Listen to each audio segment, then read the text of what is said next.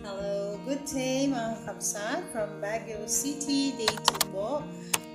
Kahapon po ay nandito na po kami for a short break for 2 days because of the long weekend po from school, from work. So we decided to visit once again ang Baguio City.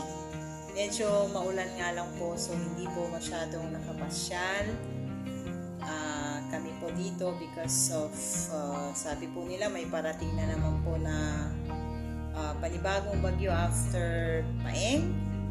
Okay, so hindi po na-maximize yung pamamasyal namin, but hopefully for the next visit again, hopefully in summertime we can go back to Baguio and stroll more.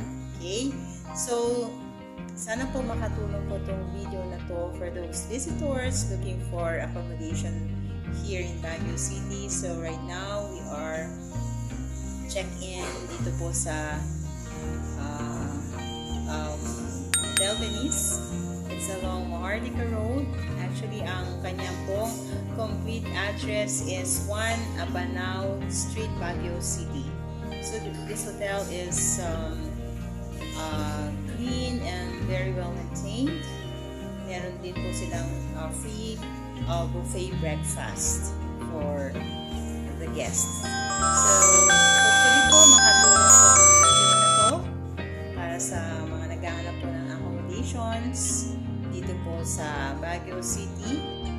And please also consider subscribing to my channel. Thank you so much po. To share you our room. Magkakaroon po tayo ng short room tour para po makita nyo naman po yung interiors po ng hotel dito sa Hotel Venice. And hope you enjoyed this video. Thank you, and please don't forget to subscribe.